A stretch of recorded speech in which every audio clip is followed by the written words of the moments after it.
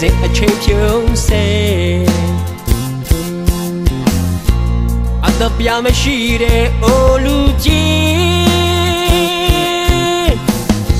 စကားတစ်ဖွာဖွာပြောကစိတ်ကူးရင်ဆိုင်ဘဝကိုပြန်ကြည့်အောင်လူပုံအလဲမှာမရှက်ဘူးလား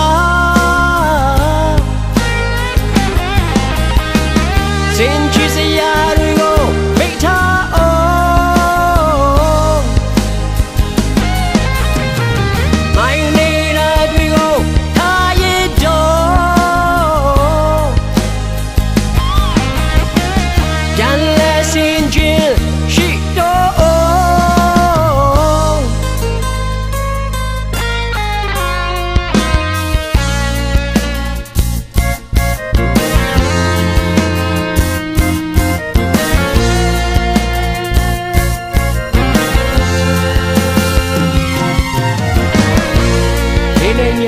တစေအသက်ပြောင်းလဲ